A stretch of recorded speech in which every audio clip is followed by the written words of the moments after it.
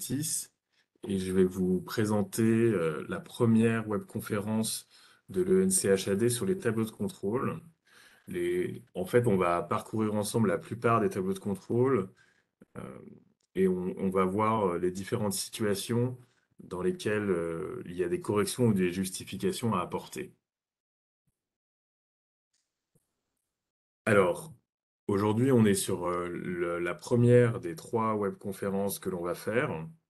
Donc, l'objectif, c'est que vous vous appropriez ces tableaux de contrôle. Je crois que la plupart d'entre vous, quand je vois les noms, la plupart d'entre vous avaient déjà réalisé au moins une campagne de NC, mais on va quand même repartir de la base de la définition de ces différents tableaux de contrôle et des éléments à corriger ou à justifier. Donc, la deuxième webconférence euh, permettra d'analyser plus particulièrement la partie coût, en fait, puisque toute cette première partie que l'on va voir aujourd'hui a pour objectif de fiabiliser les données arcanes, donc comptables, et les données Aramis, donc les données au séjour, qui permettent ensuite de valoriser les GHPC. Et donc le module numéro 2, lui, va se concentrer sur l'analyse du coût de ces GHPC, les atypies au sein de ces GHPC, et comment on peut aller relativement finement euh, pour analyser les atypies, notamment via le logiciel Visual ENC.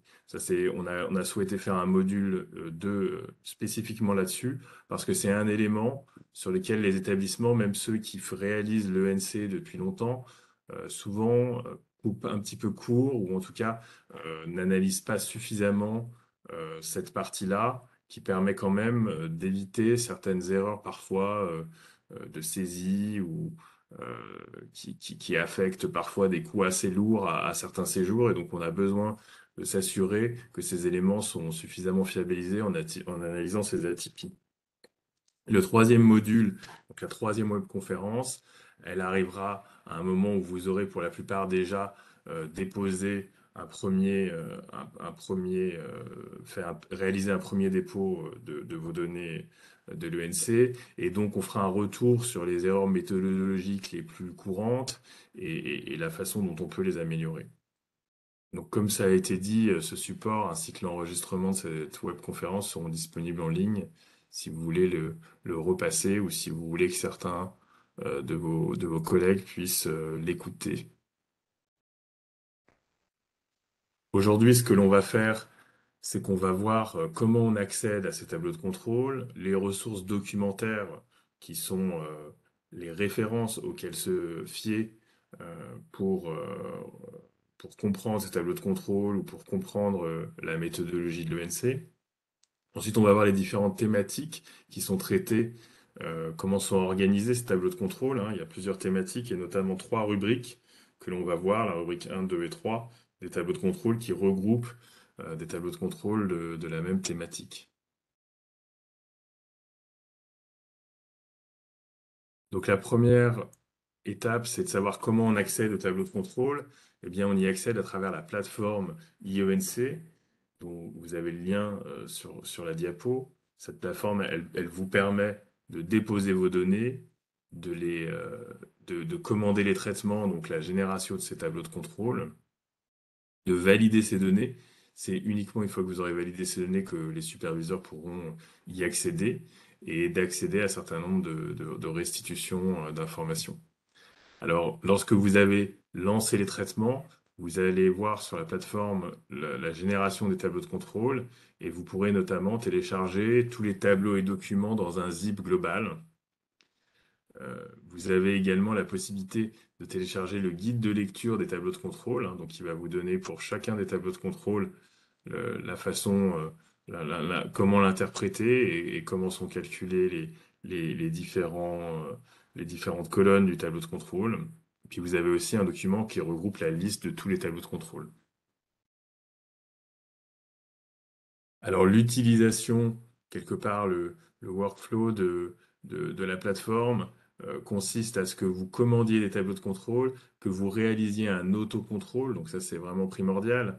Le superviseur n'intervient qu'une fois que vous avez fait un minimum d'autocontrôle, Et donc, c'est un petit peu l'objectif de cette session, c'est de vous montrer les éléments d'autocontrôle à faire pour que vous puissiez éventuellement rectifier certains éléments jusqu'au moment où vous validez. Donc, en fait, tant que vous ne validez pas les données sur la plateforme, quelque part, c'est assez invisible quasiment pour le superviseur. Lui n'est pas notifié, n'est pas informé. Il peut aller vérifier s'il y a des dépôts qui sont réalisés sur la plateforme de son propre chef, mais sinon, il n'a pas d'information comme quoi vous êtes en train de faire des dépôts.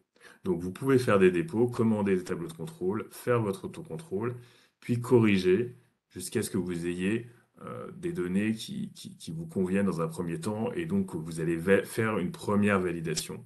La première validation va vous permettre après d'avoir le retour du superviseur sur ce que vous avez réalisé.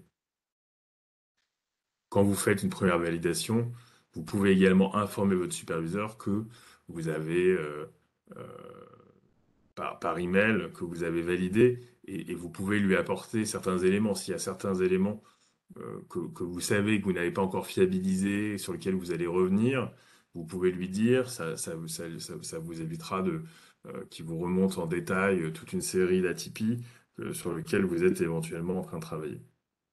Donc ensuite, le superviseur, une fois qu'il a, euh, qui prend connaissance de vos tableaux de contrôle, il va faire ce qu'on appelle sceller. Donc ça veut dire que vous ne pourrez plus redéposer de données une fois qu'il a scellé les données.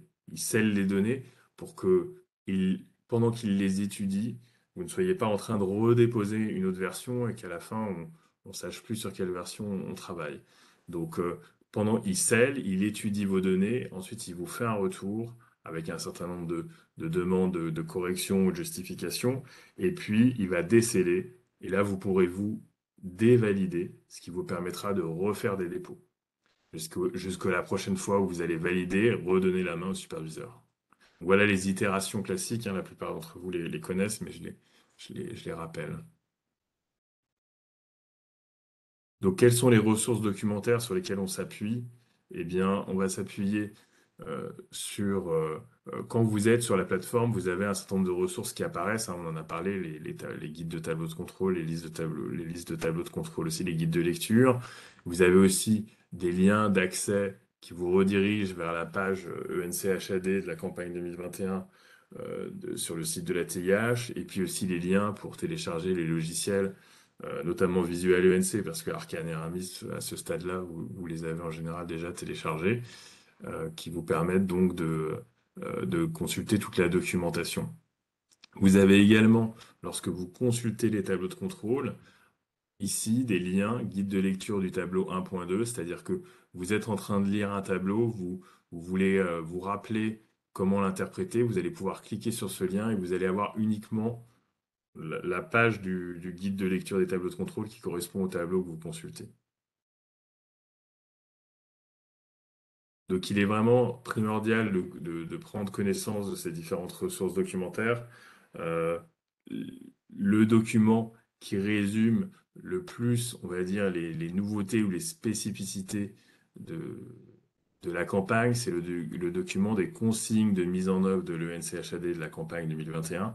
Donc ce document, s'il y a vraiment un document qu'il faut absolument que vous preniez, dont il faut absolument que vous preniez connaissance, c'est celui-là, puisqu'il va vous spécifier un certain nombre de préconisations et de nouveautés sur la campagne 2021.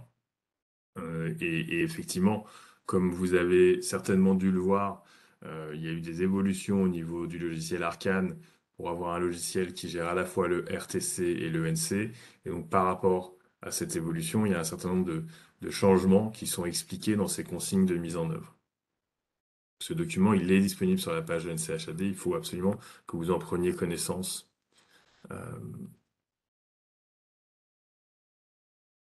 Vous avez également sur la page également de la campagne 2021, dont le lien est ici en dessous, en bas de la diapo, vous avez un certain nombre de webinaires auxquels vous pouvez accéder. Vous pouvez accéder aux vidéos pour pouvoir revoir ces webinaires ou bien aux diaporamas qui ont été présentés pendant ces séances. Donc vous avez un diaporama sur le lancement de la campagne ENC, vous avez un diaporama sur les grands principes du nouveau logiciel, donc la version 2021 d'Arcane. Vous avez une présentation de l'arbre analytique 2021. Également, qu'est-ce qui implique le choix d'un classeur fusionné ENC-RTC, hein, si on fait un seul classeur qui gère les deux, un focus sur le SSR, donc qui ne nous concerne pas, et un focus sur l'UO Pharma, qui a changé également cette année. Alors, on en arrive aux différentes thématiques des tableaux de contrôle qu'on va voir. Donc, il y a quatre grandes thématiques. Si on commence par la base de la pyramide, eh bien, on a la rubrique 1, 2 et 3, c'est celle qu'on va voir aujourd'hui. La rubrique 4, on la verra au prochain webinaire. La rubrique 1, elle concerne vraiment les premières étapes de validation des éléments, on va dire, de base sur la cohérence du découpage, la qualité des données d'Arcane et d'Aramis. Donc il y a quand même un certain nombre de tableaux dans cette rubrique qui sont vraiment les contrôles de base. Ensuite, on arrive sur la rubrique 2 qui sont les données PMSI avec un certain nombre de contrôles des données PMSI et de l'exhaustivité. Et enfin, on arrive sur la rubrique 3 qui concerne tout ce qui est recueil au séjour, donc tout ce qui va finalement ressortir principalement d'Aramis sur les recueils au séjour de charge ou de minutage.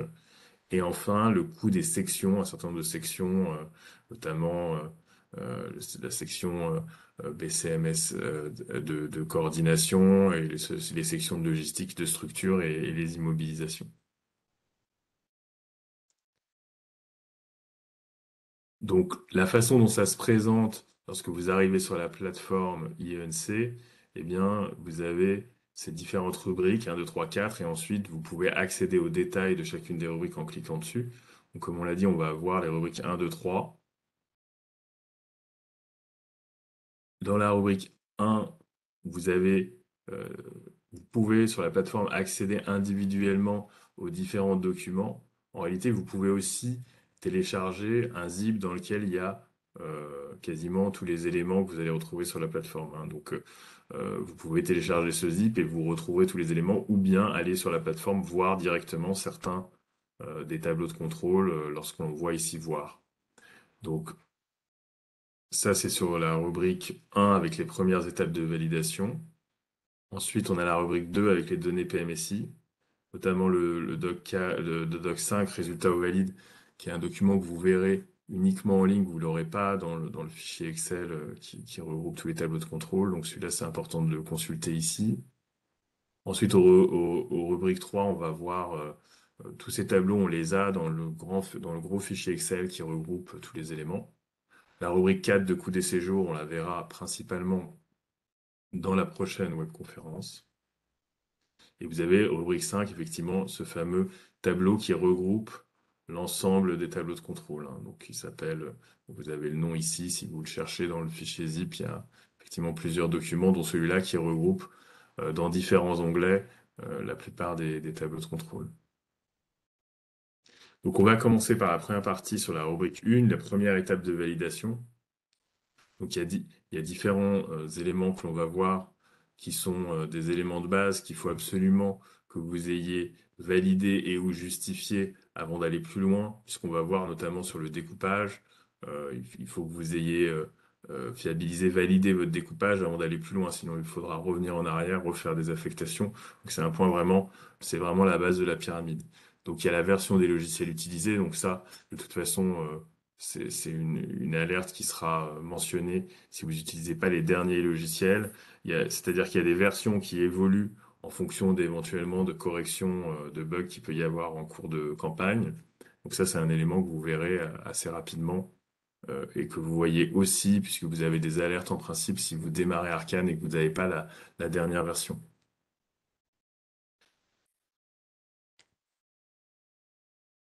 Ensuite, vous avez les contrôles d'Arcane. Donc ces contrôles, assez souvent, on va en parler juste après, vous allez les retrouver aussi à l'intérieur d'Arcane dans l'onglet contrôle. Ici, vous allez voir les différents types de contrôles avec des éléments, le libellé du contrôle et puis le résultat pour savoir si c'est à vérifier ou à corriger.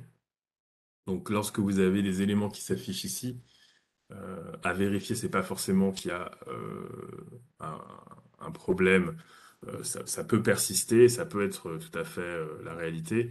Ça veut juste dire qu'il faudra nous fournir une justification pour que nous, on puisse la noter dans le rapport de supervision. Donc ici, vous avez aussi une colonne qui vous prévient si ce contrôle est utilisé dans les revues internes de validation d'ATIH au moment de la validation de vos données pour savoir si elles vont être intégrées à la fin de la campagne. Donc, euh, c'est des éléments donc particulièrement importants. Vous avez le contrôle du bouclage d'Arcane, donc effectivement, ça c'est la base aussi, où on s'attend à ce qu'on ait un écart à zéro sur le bouclage des charges.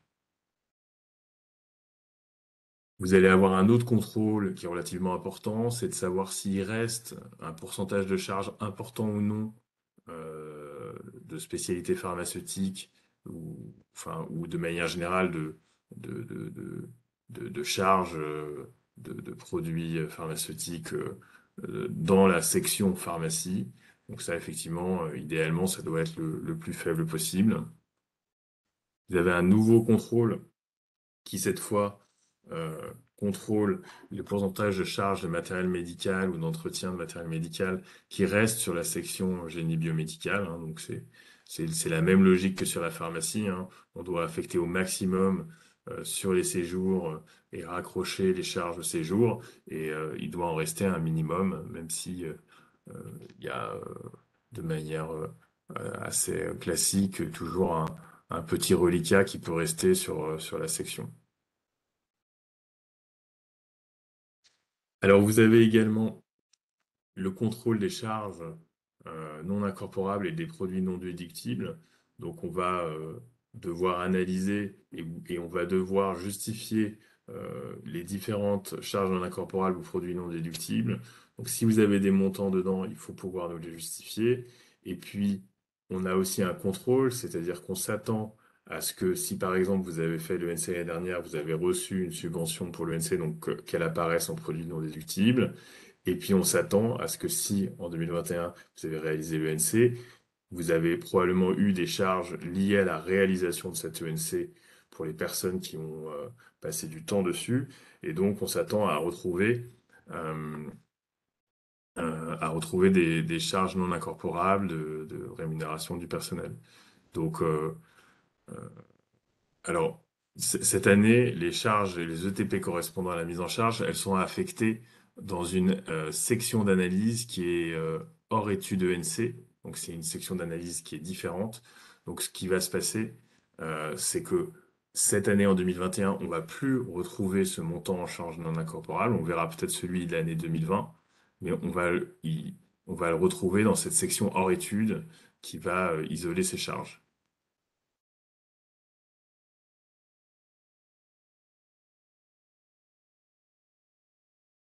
Donc, toujours dans les points à valider d'Arcane, on a la vérification des salaires moyens annuels, donc du salaire chargé du personnel salarié par ETP.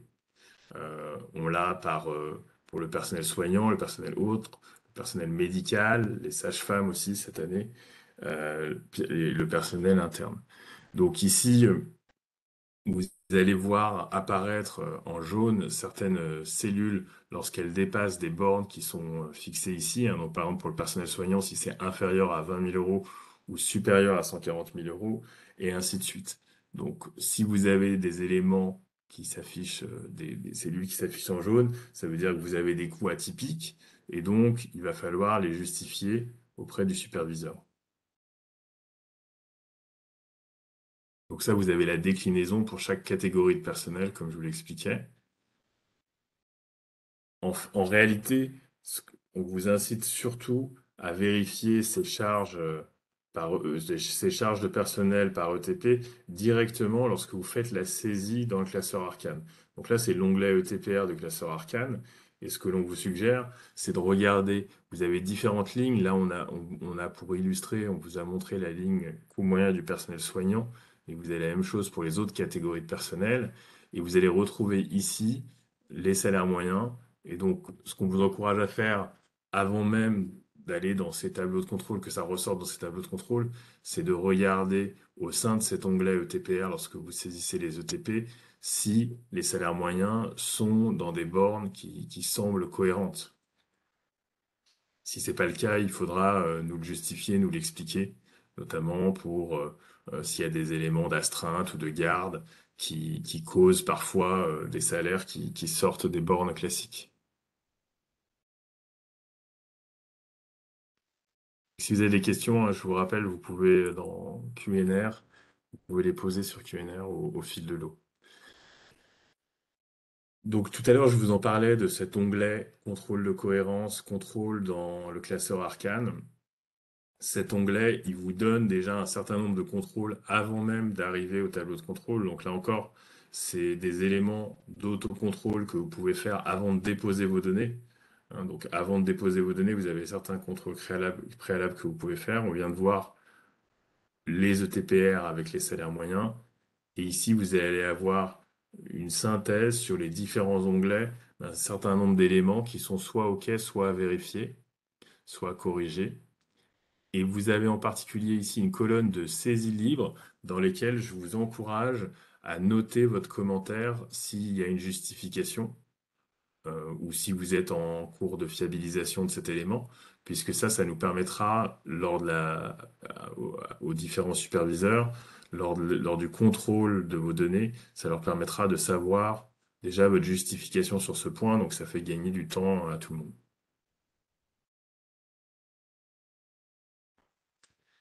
Toujours dans la rubrique 1, on a une série de tableaux de comparaison des classeurs arcanes N-1 par rapport à N. Donc ça va nous permettre de suivre l'évolution de charges, de produits, de, euh, sur différentes, entre N et N-1. Donc là aussi, vous aurez des demandes d'explication ou de justification lorsqu'il y a des évolutions de charges ou de produits importants. Et ensuite, en particulier, on va s'attacher à comprendre l'évolution des charges par rapport à l'activité. Donc, par exemple, ici, sur ce tableau-là, on compare les charges d'un certain nombre de types de personnel entre N et N-1, et on regarde si ça évolue de façon cohérente par rapport à l'unité d'œuvre qui mesure l'activité. Donc, par exemple, si on a un infirmier intérimaire, en tout cas une catégorie infirmier intérimaire qui augmente de 4% en valeur, mais que le nombre de minutes de ces infirmiers baisse de 36%, eh bien, on va avoir besoin de comprendre pourquoi est-ce que j'ai cette évolution qui est clairement décorrélée entre l'évolution du montant et du minutage. Inversement, là sur la dernière ligne d'aide-soignant salarié, ça semble tout à fait cohérent puisque j'ai une évolution des charges d'aide-soignant salarié qui est proportionnelle à l'évolution du minutage. Donc ça, c'est des éléments que les superviseurs vont contrôler et sur lesquels ils vous demanderont des justifications, mais vous pouvez tout à fait faire un certain nombre d'autocontrôles pour voir si ces évolutions sont cohérentes. On verra qu'il y a d'autres endroits où on peut avoir des ratios, hein, tout simplement le ratio du coût horaire salarié, du coût horaire intérimaire, qui vous donneront aussi, puisque vous aurez aussi l'évolution, euh, une, une approche quelque part de- de l'évolution et de la pertinence et de la justesse de vos données. Ensuite, on arrive sur les points à valider sur Aramis. Donc, ce qu'on a vu jusque-là, c'était les points sur Arcane, sur le classeur Arcane, les points de base. Maintenant, les points de base à valider sur Aramis, on va voir les différents tableaux qui nous permettent de les appréhender. Donc, le premier élément, c'est de comparer les données saisies entre Arcane et Aramis, donc par rapport au nombre, au minutage, au nombre d'heures, au nombre de passages, aux unités d'œuvre des SAMT éventuellement. Eh bien, ici, ce que l'on attend, c'est que cette colonne, tout simplement, elle soit nulle. C'est-à-dire que vous allez en général reporter les éléments qui ressortent d'Aramis dans Arcane, et parfois, au fil des fiabilisations, des itérations, améliorer peut-être certains contrôles dans Aramis euh, ou certains ajustements de clés de répartition dans Arcane, eh bien, il y a des éléments qui vont se modifier. Donc, vous allez à ce moment-là devoir penser à ajuster dans Arcane les éléments d'Aramis. Donc, vous avez aussi une nouvelle fonctionnalité dans Aramis qui permet d'exporter les données pour pouvoir automatiquement avoir le, les le bon recueil de nombre d'heures ou de passage dans la colonne Arcane. Donc là, je vous le dis parfois, même s'il y a un écart très faible, on vous demandera d'aligner et que cette colonne soit vraiment strictement égale à zéro. Donc autant le faire en autocontrôle, ça évite de faire un nouveau dépôt et une nouvelle itération juste pour ça. Ensuite, on a la vérification de la cohérence des montants suivis au séjour dans Aramis et celui déduit dans la phase 6 d'Arcane. Donc là, ici, c'est la même chose, hein. On vous demandera d'avoir ici des montants à zéro. Et là, là encore, quand il y a des itérations, quand on vous demande des modifications, pensez à regarder et à corriger les éléments en chaîne quelque part qui, qui sont la conséquence d'un changement qui a été fait dans une autre phase.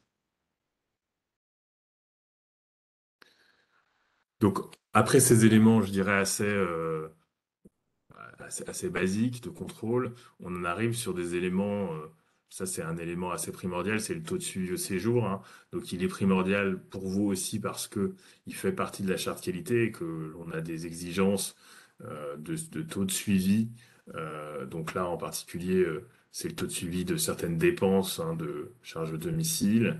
Et donc vous avez effectivement, ce qu'on va comparer, c'est est-ce qu'on a réparti au séjour la quasi-totalité des charges que l'on a dans Arcane. Donc, si l'on prend la première ligne, les spécialités pharmaceutiques non facturables en sus, eh bien, on en a 796 000 euros en Arcane, en charge, sur l'année, et on en a réparti, rattaché au séjour, 701 000. Donc, on est à 88% de taux de suivi. Ça veut dire qu'il nous reste un petit reliquat de 12% que l'on n'a pas vraiment affecté spécifiquement à ces jours et donc qui vont être reventilés plus globalement. Et donc, plus on est proche du 100%, plus on a affecté exactement les bonnes charges au domicile sur les bons séjours. Donc ici, vous avez les exigences du taux, des taux de la charte qualité qui sont précisés en fonction de ce que vous avez de, de- des éléments qui ont des montants dans Arcane. Donc, s'il y a une insuffisance, par exemple ici dans les consommables médicaux, on voit que dans cet exemple, on a que 42% de taux de suivi. Donc effectivement, ici va apparaître le montant qui manque pour pouvoir atteindre le taux de suivi de la charte qualité de 50%. Donc là, en l'occurrence, il manque 80, un peu moins de 85 000 euros pour pouvoir atteindre les 50% du taux de charte qualité. Si on peut faire mieux, c'est toujours l'objectif, hein. Le taux de charte qualité, c'est le minimum qui est requis dans la charte qualité par rapport aux critères notamment de bonus dans la subvention ENC. Si vous avez des taux, là on parlait des taux inférieurs à la charte qualité, mais dans certains cas, vous allez avoir des taux supérieurs à 100%. Donc ça peut paraître un peu surprenant, mais ça peut arriver. On peut avoir des remises de fin d'année qui sont pas affectées au séjour, et donc finalement, on a recueilli au séjour des coûts de prix de facturation pendant l'année, mais sans appliquer la remise qui arrive en fin d'année et qui va se déduire du montant arcane. Donc on va avoir un montant arcane inférieur au montant aramis. Donc effectivement, ces taux supérieurs à 100%, eh bien, ils doivent être justifiés ou corrigés, idéalement corrigés, parce qu'il n'y a pas de raison que cette remise, par exemple, de fin d'année, elle ne soit pas appliquée sur tous les séjours et qu'elle ne reflète pas le coût réel in fine, à la fin d'année de ces consommables ou de ces spécialités pharmaceutiques. Vous pouvez avoir aussi, ce qui arrive très souvent, la problématique de factures non parvenues. ou des défauts de suivi. Donc ça, ces éléments, il va falloir les justifier effectivement, quand un taux est supérieur à 100%, c'est une situation dans laquelle on a besoin d'explications relativement détaillées, parfois avec des détails d'extraits de compte qui expliquent ce qui s'est passé exactement, notamment tout ce qui est provision, pour pouvoir juger euh, de, de- de la justesse des données que l'on a, puisque l'objectif, c'est vraiment de rattacher au séjour de l'année les coûts du séjour de l'année de la façon la plus fiable et la plus complète possible. Oui, donc je vois il y a un montant, il y a une question, ou en tout cas juste un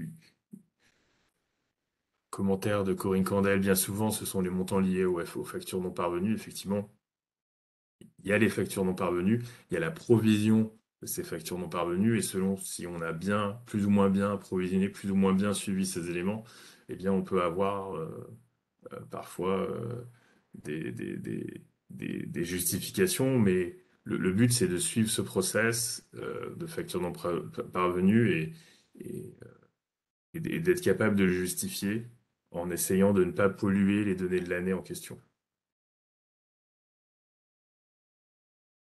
Donc ça, c'est vraiment un point essentiel et on va le retrouver aussi après pour les intervenants suivis en montant. Bon là, ça sera juste après. Pour l'instant, je passe aux intervenants suivis en minutes. Donc là, l'idée, elle est assez proche du tableau d'avant, hein. C'est d'avoir un taux de suivi, de comprendre par rapport à l'ETP rémunéré euh, que l'on retrouve dans la section d'analyse intervenant dédiée aux soins d'Arcane. Donc ça nous donne un certain nombre d'ETP. Par exemple, là, les infirmiers, il y a 15 ETP dans cette section d'analyse d'intervenants dédiés aux soins. Ça correspond à un certain nombre d'heures théoriques, donc là, c'est multiplié par 1607 heures de travail par ETP. Et par rapport à ces heures théoriques, on va les comparer aux heures que l'on a dans Aramis, qui ont été donc euh, attachées à des séjours, à des séquences. Donc ça va nous donner le ratio entre ce que l'on a affecté à des séquences et le nombre total d'heures théoriques travaillées va nous donner ce taux de suivi. Donc, par exemple, là, 96,6%, qui est un très bon taux de suivi, avec seulement 813 heures sur 24 105 qui ne sont pas affectées à des séjours. Donc là, euh, ça nous donne également la deuxième partie à droite de ce tableau, va nous donner le poids de la part en soins par rapport à la part transport. Donc la somme des deux faisant 100%. Ça nous permet de comprendre quelle est la quote-part qui a été mise en soins par rapport au transport, et ça nous permet de suivre le poids de la part transport. Donc ça, c'est quelque chose qu'on a ajouté entre n et n-1. Donc ça nous permet de voir un petit peu si ces éléments-là, euh, s'il y a des écarts importants, eh bien on va devoir les expliquer, les élucider ensemble pour s'assurer qu'ils sont justes, qu'ils sont bien le reflet de la réalité. Donc ça, on va l'avoir pour les différents ETP euh, qui sont, qui sont suivis en minutes. Et puis, on va avoir dans la charte qualité un taux de charte qualité attendu de 90% au global de l'ensemble des salariés. Donc, c'est vraiment la dernière ligne qui va compter. Alors, parfois, on peut avoir au sein de vos établissements certains intervenants qui ont peu de TP et qui ont un taux de suivi qui est pas forcément atteint, mais comme on va regarder la globalité, ça ne veut pas dire qu'il ne faut pas s'y attacher également, mais c'est la globalité du tableau ici, du taux de suivi qui va décider de la charte qualité, de l'atteinte ou non du taux de charte qualité.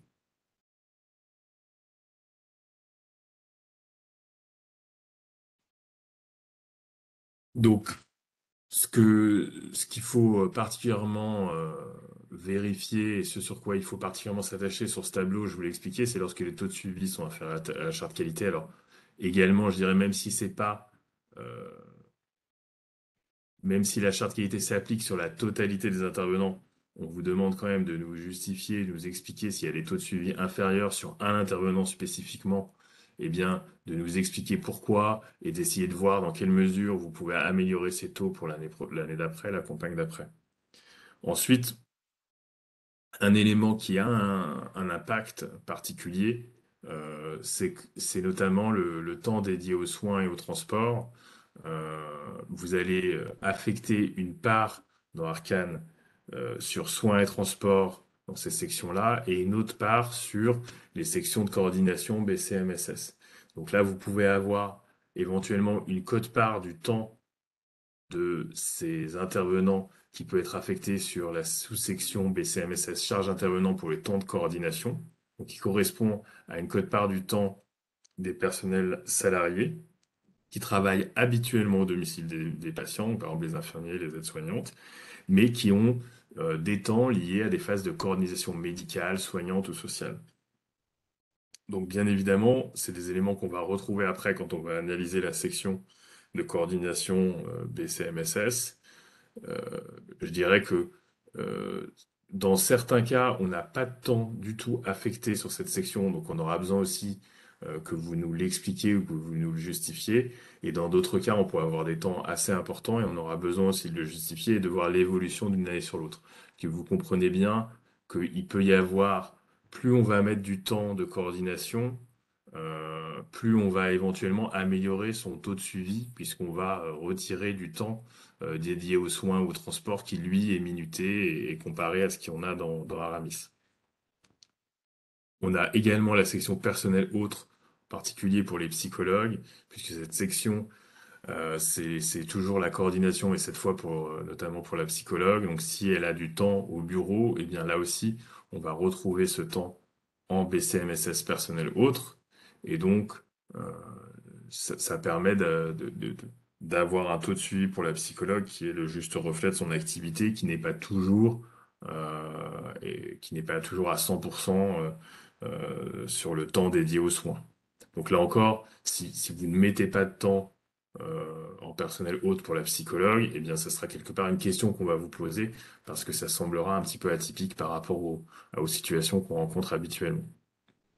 Donc prenez soin de bien affecter des codes-parts de temps de coordination qui sont justifiables et qui sont cohérentes d'année en année. Et puis enfin, je vous en ai parlé tout à l'heure, l'évolution du poids de la part transport, de comprendre cette évolution et, euh, euh, et en tout cas de nous donner des explications ou par rapport à l'activité de ces intervenants qui justifieraient ou qui expliqueraient que la part transport évolue. Donc ensuite, on passe au taux de suivi des séjours, au taux de suivi au séjour, cette fois des intervenants suivis en montant. Donc finalement, on est un petit peu dans la même logique que le suivi des charges au domicile, hein, les spécialités pharmaceutiques par exemple. Donc là, on va comparer le montant que l'on a reçu en Arcane, qu'on a reçu en termes de facturation pour ces intervenants, au montant qui a été affecté au séjour dans Aramis. Donc très clairement, l'objectif, c'est d'avoir la meilleure affectation possible des charges que l'on a qui ont été facturées par ces intervenants au bon séjour. Donc là, ici, on voit dans cet exemple que sur 162 000 euros de charges kiné, on en a affecté 152 000 au séjour dans Aramis. On a donc un taux de suivi de 93,8%. On a l'évolution par rapport au taux de suivi de l'année d'avant. On a le taux de suivi moyen de l'échantillon ENC de la campagne précédente, donc par exemple ici qui est 98%, qui nous donne quelque part une référence un petit peu de comment c'est suivi dans les autres établissements. On a le montant transmis sans date, donc ça, bon, effectivement, on essaye d'avoir un maximum de montants transmis avec date pour qu'on puisse affecter la charge sur la bonne séquence du patient, hein, donc au plus juste du GHPC à la fin. Donc ensuite, ça nous permet d'avoir, on a également la part en soins et la part transport et l'évolution de la part transport. Donc c'est la même logique, même mécanique que sur le tableau d'avant pour pouvoir comprendre qu'est-ce qu'on a affecté en soins et en transport. Donc ici, le taux de charte qualité, il est pour chaque intervenant, contrairement aux salariés où c'est sur la totalité des salariés que l'on calcule le taux de suivi qui va servir à la charte qualité. Ça n'empêche que l'objectif, c'est malgré tout d'essayer d'avoir pour chaque intervenant, même pour les salariés, et là, les intervenants suivis en montant, d'avoir pour chaque intervenant un taux de suivi supérieur à 90%. Donc là, on va retrouver différentes lignes. Là, on n'a pas forcément à chaque fois dans ces illustrations toutes les colonnes, sinon déjà c'est écrit petit, ça serait pas lisible. Mais on a votre libellé, le libellé officiel, on a les différentes situations, c'est-à-dire les libéraux, les intérimaires, les personnels mis à disposition. On a noté aussi attention aux petits montants. Parfois, vous avez des interventions il y a très peu de montants, ça peut être quelques milliers d'euros sur l'année, des orthophonistes ou des diététiciens. Enfin, vous pouvez avoir certains intervenants qui ont très peu un montant faible, mais et si vous avez un défaut de recueil, eh bien ça peut faire des pourcentages qui sont largement en dessous des 90%. Et là, vous risquez effectivement de ne pas atteindre le taux de charte qualité, de ne pas avoir le bonus de la subvention parfois pour 500 euros de charges non affectées au séjour. Donc faites vraiment attention à ces petits montants, à ces intervenants qui ont au global des petits montants, puisque le taux de charte qualité s'applique à chaque ligne de ce tableau.